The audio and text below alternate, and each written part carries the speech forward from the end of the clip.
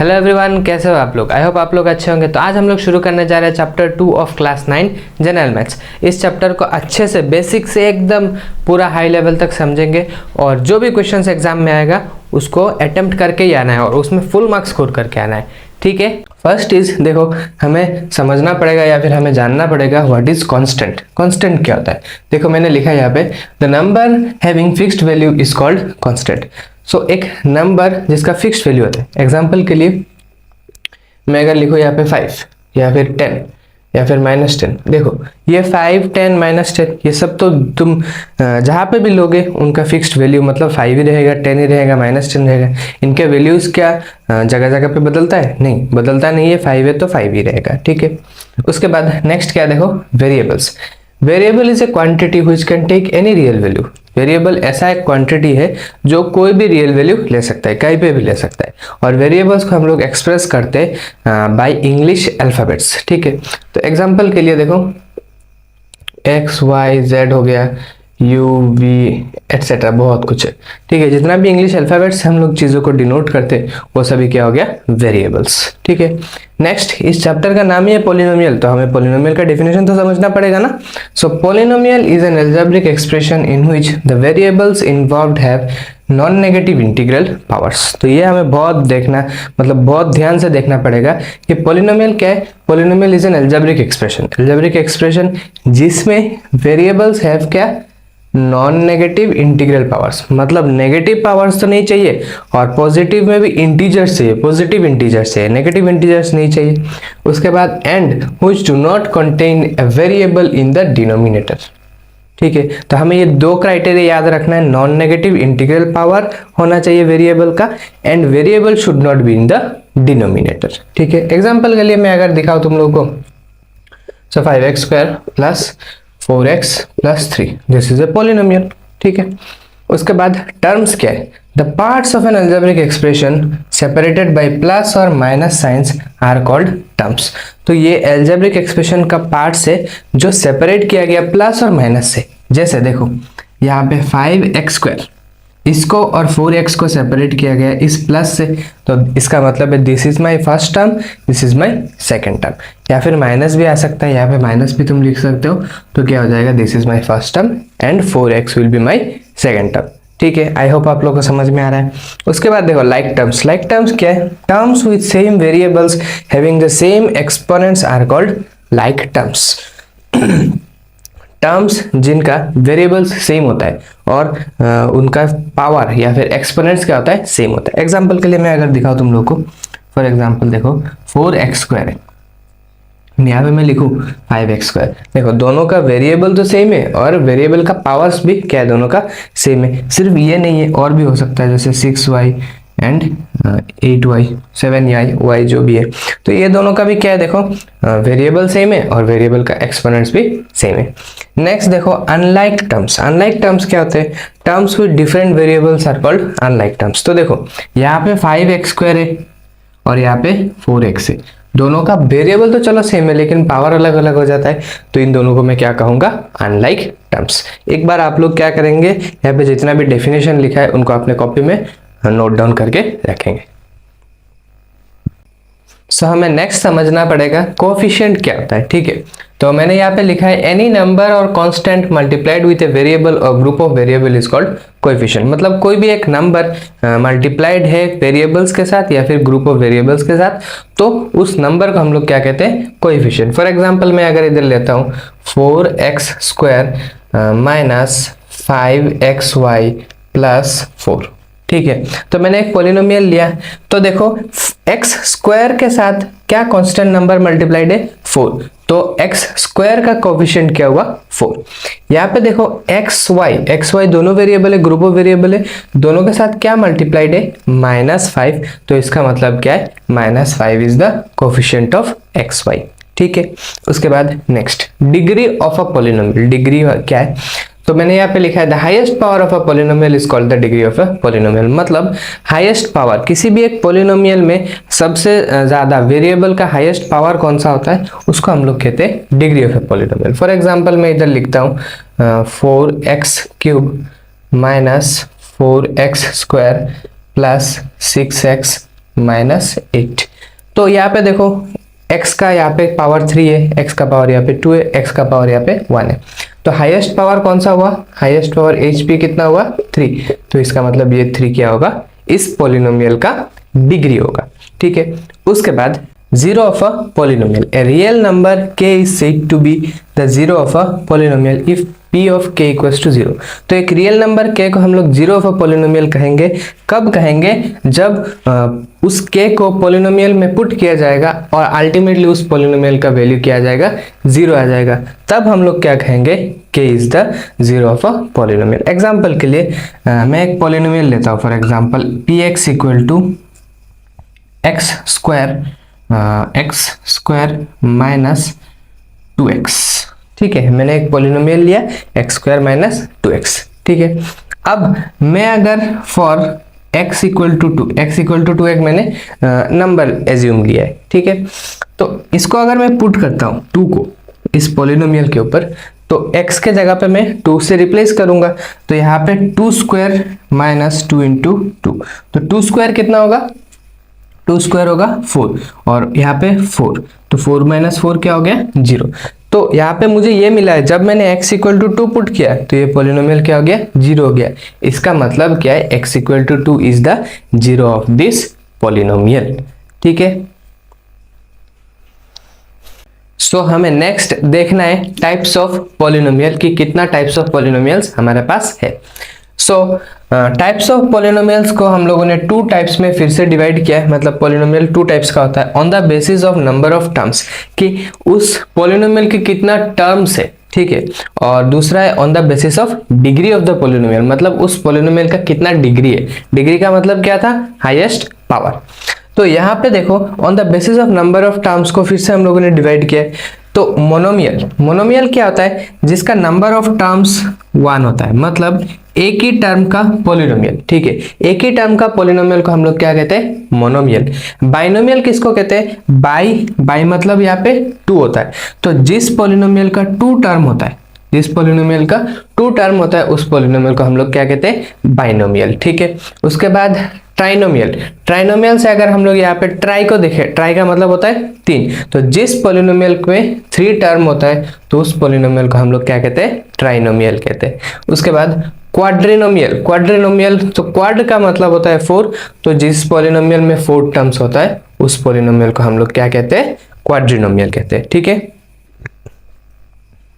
Next on the basis of degree के basis पे हम लोग भी क्वाड्रिलेटरल को डिवाइड करते हैं। ठीक है, constant polynomial, first one is constant polynomial. इसका मतलब है जिस भी पॉलिनोमियल का डिग्री 0 होता है, जिस भी पॉलिनोमियल का डिग्री क्या होता है? 0 होता है, तो उस तरह के पॉलिनोमियल को हम लोग क्या कहते हैं? कांस्टेंट पॉलिनोमियल कहते हैं। लीनियर पॉलिनोमियल, जिस भी क्वाड्रिलेटरल का डिग्री कितना होता है? 1 होता है, तो उस पॉलिनोमियल को हम लोग क्या कहते हैं? Linear polynomial. आप लोग क्या करेंगे? इसका डेफिनेशन यहाँ पे जितना भी मैंने बाइनोमियल, मोनोमियल, ट्राइनोमियल ये सब मैं लिखा रहा हूँ, इसका डेफिनेशन अपने कॉपी में लिखेंगे। कैसे लिखेंगे? जैसे लीनियर पॉलिनोमियल, तो आप लोग लिखेंगे linear polynomial is a polynomial whose degree is 1। Constant polynomial is a polynomial whose degree is 0। यहाँ पे देखो ट्राइनोमियल का अगर डेफिनेशन लिखना है, तो trinomial is a polynomial which has 3 terms. ऐसे आप लोग क्या करेंगे? अपने कॉपी में डेफिनेशन लिख के रखेंगे, क्योंकि बाद में इसका काम आएगा। क्वाड्रेटिक पॉलिनोमियल, तो क्वाड्रेटिक पॉलिनोमियल में क्या होता है? डिग्री कितना होता है? 2 होता है। एंड क्यूबिक पॉलिनोमियल में डिग्री कितना होता है? 3 होता है। ठीक है, तो आई होप आप लोगों को ये समझ में आया। ये आप लोगों को याद भी रखना है, ये फ्लो चार्ट भी अपने कॉपी में बना के रखना है, एंड इसका जितना भी डेफिनेशन मैंने यहाँ पे कहा है वो सब आप लोगों को क्या करना है? कॉपी करके रखना है। सो एक्सरसाइज 2.1 का फर्स्ट क्वेश्चन है, which of the following expressions are polynomial in one variable and which are not, state reasons for your answers. तो हमें बताना है कौन सा 1 वेरिएबल में है एंड कौन सा 1 वेरिएबल में नहीं है, और हमें रीजन भी साथ में बताना है। तो क्वेश्चन नंबर 1, रोमन नंबर 1 क्या है? देखो 4x square minus 3x plus 7। तो आप लोगों को देख रहा होगा कि यहाँ पे तो x ही एक ही वेरिएबल है, और दूसरा वेरिएबल है क्या? नहीं, और दूसरा वेरिएबल नहीं है। तो हम लोग आंसर क्या लिखेंगे? It is a polynomial in 1 variable. ठीक है, उसके बाद next number 2, y² plus √2, y² plus √2। तो इस पॉलिनोमियल में भी आप लोगों को दिख रहा होगा कि सिर्फ और सिर्फ y है और x या फिर कोई भी दूसरा वेरिएबल नहीं है हमारे पास। तो इसका भी आंसर क्या होगा? It is a polynomial in one variable. ठीक है, उसके बाद रोमन नंबर 3। रोमन नंबर 3 में देखो 3√2√t प्लस t√2। ठीक है, तो यहाँ पे आप लोगों को दिख रहा होगा पॉलिनोमियल। फर्स्ट ऑफ ऑल ये बताना पड़ेगा कि ये पॉलिनोमियल है कि नहीं। तो देखो वेरिएबल क्या हो गया? रूट के अंदर आ गया। तो वेरिएबल अगर रूट के अंदर आ जाता है तो आप लोग को याद रखना है कि वो जिस भी इक्वेशन में या फिर जिस भी पॉलिनोमियल में रहता है उसको पॉलिनोमियल रहने नहीं देता, वेरिएबल अगर रूट के अंदर आ जाता है। तो यहाँ पे ये वाला वेरिएबल तो चलो रूट के बाहर है, लेकिन ये √2 अंदर आ गया, तो this is not a polynomial. तो हम लोग क्या लिखेंगे? It is not a polynomial. ठीक है, अब रीजन भी तो बताना पड़ेगा ना। रूट के अंदर वेरिएबल आ गया। अच्छा, रूट के अंदर वेरिएबल, इसको हम लोग शॉर्टकट में याद रखते हैं, लेकिन एक्चुअली होता क्या है देखो, √t = t⁻²। ठीक है, तो ये जो t⁻½ है, it is not a positive integer, क्योंकि पॉलिनोमियल होने के लिए वेरिएबल के ऊपर क्या होना चाहिए? पॉजिटिव इंटीजर होना चाहिए। और ये तो एक फ्रैक्शन है, हाँ पॉजिटिव है, लेकिन ये क्या हो गया? फ्रैक्शन हो गया। तो इंटीजर हुआ क्या? इंटीजर तो नहीं हुआ। इसीलिए यहाँ पे ये जो भी गिवन है, it will not be a polynomial. तो हम लोग आंसर क्या लिखेंगे? It is not a polynomial because the variable does not contain positive integral power. ठीक है, उसके बाद next Roman number 4। Roman number 4 में देखो y + 2/y, y + 2/y। तो आप लोगों को पता होगा कि वेरिएबल डिनोमिनेटर में भी नहीं होना चाहिए। अब डिनोमिनेटर में क्यों नहीं होना चाहिए, उसके पीछे का रीज़न देखो। मान लो ये 2/y है, ठीक है, तो ये y जब ऊपर उठेगा 2 × y⁻⁻1, तो यहाँ पे पावर क्या हो गया? नेगेटिव हो गया। तो पावर नेगेटिव हो गया तो होता है क्या? नहीं, तो ये पॉलिनोमियल नहीं होगा। हमारे पास वेरिएबल का पावर क्या होना चाहिए? पॉजिटिव इंटीजर होना चाहिए। तो ये तो नहीं हुआ, तो लिखेंगे आंसर इसका भी, it is not a polynomial because the variable does not contain positive integral power। ठीक है, उसके बाद नेक्स्ट रोमन नंबर 5। तो रोमन नंबर 5 में यहाँ पे छोटा करके लिख रहा हूँ। रोमन नंबर 5 क्या है? x⁻10 + y⁻3 + t⁻50। ठीक है, तो यहाँ पे yes it is a polynomial but it is not in one variable. तो मैं लिखूँगा आंसर इसका, it is a polynomial but not in one variable as it has 3 variables with x, y, t। ठीक है, so our next question is question number 2। Write the coefficients of x² in each of the following. तो हमें coefficients लिखना है इन questions का। तो पहला question है रोमन नंबर 1, 2 + x² + x। तो हमें कोफिशिएंट किसका लिखना है? x² का। तो x² के साथ जो भी नंबर मल्टीप्लाइड है, कांस्टेंट नंबर मल्टीप्लाइड है, बेसिकली वो होता है कोफिशिएंट ऑफ किसी भी नंबर। यहाँ पे x² के साथ पूछा है, तो x² के साथ यहाँ पे कुछ भी नहीं है। है क्या? आप लोग देख के बताओ, कुछ है क्या? नहीं, कुछ नहीं है। तो कुछ नहीं होता तो क्या होता है? 1 होता है, क्योंकि 1 × any number is equal to that number. तो इसलिए कुछ भी नहीं होता है जब, तो कोफिशिएंट हम लोग क्या एज्यूम करते हैं? 1 एज्यूम करते हैं। तो coefficient of x² equals to कितना हुआ? 1। ठीक है, उसके बाद नेक्स्ट रोमन नंबर 2। यहाँ पे देखो x² के साथ यहाँ पे भी कुछ नहीं है, ठीक है, लेकिन यहाँ पे मैं अगर मान लो 1 एज्यूम करता हूँ, ठीक है, 1 के साथ लेकिन माइनस है, यहाँ पे 1 के साथ प्लस था तो +1 लिखने का जरूरत नहीं है, लेकिन यहाँ पे 1 के साथ क्या है, माइनस है, तो -1 हमें यहाँ पे लिखना पड़ेगा, ठीक है। तो coefficient of x² equals to कितना हुआ, -1।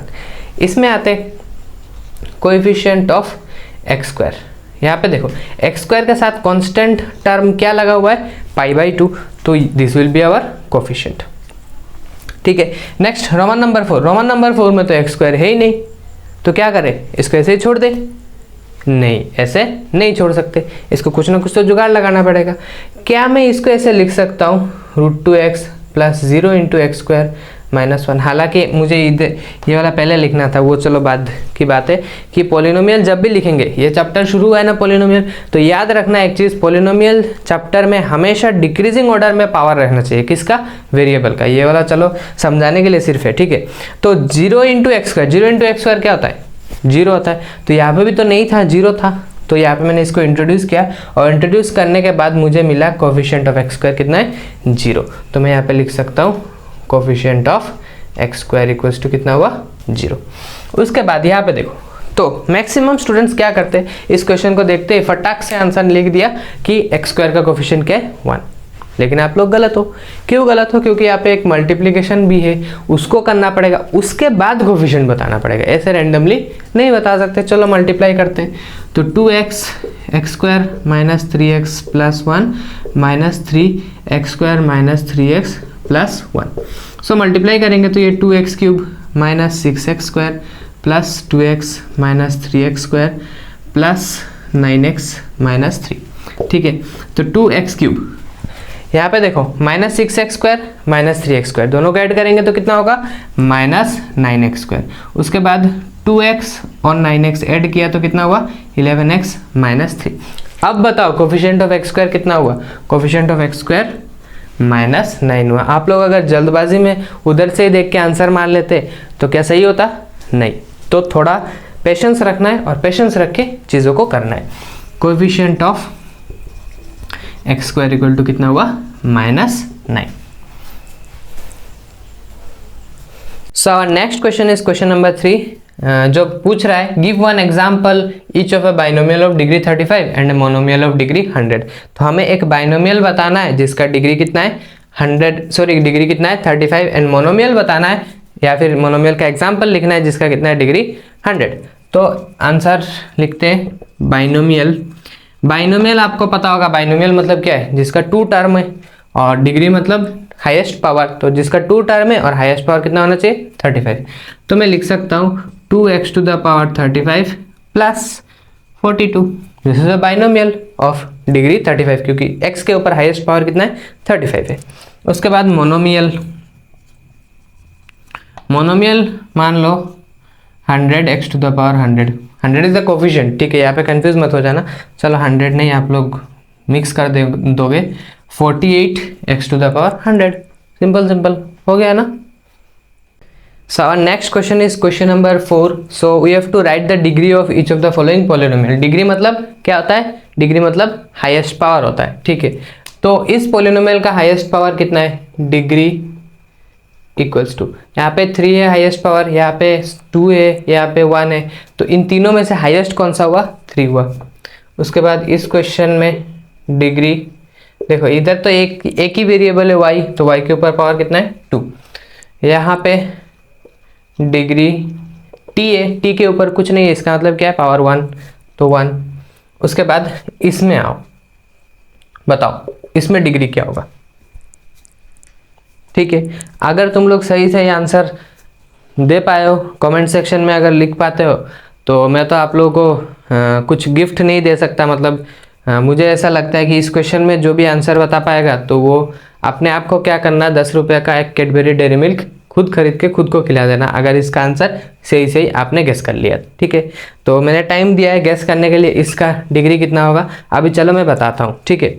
यहाँ पे देखो 3 के साथ कोई भी वेरिएबल है क्या, नहीं, वेरिएबल नहीं है। लेकिन क्या ऐसा है कि वेरिएबल हो ही नहीं सकता, क्योंकि डिग्री बताना है तो हमें कांस्टेंट टर्म का पावर नहीं बताना है, हमें वेरिएबल्स का पावर बताना है, तो वेरिएबल तो चाहिए, बिना वेरिएबल के कैसे होगा। तो इसके लिए क्या है, इसको मैं 3 × x⁴ लिख सकता हूँ, चलो ऐसा नहीं करते, 3 इंटू 1 लिख सकता हूँ क्या? चलो इतना तो समझ में आता है, 3 को मैं 3 इंटू 1 लिख रहा हूँ, ठीक है। और 3 into x to the power 0, मतलब 1 के जगह पे मैंने x to the power 0 put किया, क्योंकि हम लोगों को पता है कि एनीथिंग टू द पावर 0 क्या होता है? 1 होता है। तो 1 के जगह पे मैं एक्स टू द पावर 0 दे सकता हूँ ना। हाँ, अब बताओ, ये जो 3 था, अब इसको मैंने क्या लिख दिया, किस फॉर्मेट में लिख दिया? 3 इंटू एक्स स्क्वायर। तो वेरिएबल का पावर कितना है? 0। यहाँ पे एक ही वेरिएबल है, तो this will be the highest one. So यहाँ पे डिग्री कितना हुआ? 0। तो जिन जिन लोगों का डिग्री 0 आंसर आया था, करेक्ट गेस कर लिया, तो आप लोग खुद को क्या करेंगे? एक 10 रुपये का कैडबरी चॉकलेट खुद के पॉकेट मनी से खिला देंगे, वरना मेरे पास आओ, मैं खिला के दूंगा, ठीक है। So our next question is question number 5. Classify the following as linear, quadratic and cubic polynomial.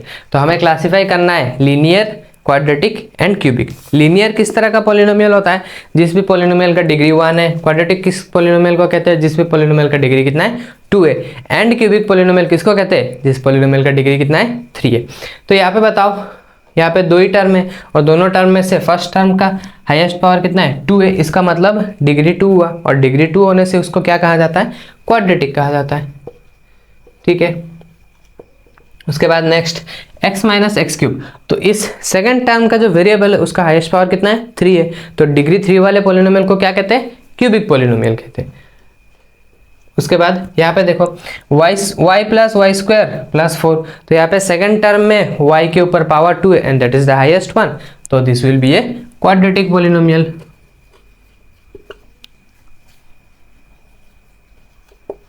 ठीक है। उसके बाद 1 प्लस एक्स, यहाँ पे x के ऊपर पावर कितना है? 1 है। तो पावर अगर 1 होता है तो उस तरह के पॉलिनोमियल को क्या कहते हैं? लीनियर पॉलिनोमियल, ठीक है। उसके बाद यहाँ पे देखो 3t, t के ऊपर भी पावर यहाँ पे कितना है? 2, 3 ये सब नहीं लिखा हुआ, इसका मतलब क्या है? पावर 1 है। तो यहाँ पे this will also be a linear polynomial. यहाँ पे r स्क्वायर, r के ऊपर पावर 2, तो power 2 means this is the highest power and this is the degree, degree equals to 2, तो क्या होगा? Quadratic polynomial. So this will be a quadratic. उसके बाद 7x क्यूब, तो यहाँ पे x के ऊपर हाईएस्ट पावर कितना है? 3 है, तो this will be A cubic, ठीक है। तो आई होप आप लोग को आज का क्लास समझ में आया। कोई भी अगर डाउट है तो कमेंट सेक्शन में ज़रूर पूछ सकते हैं।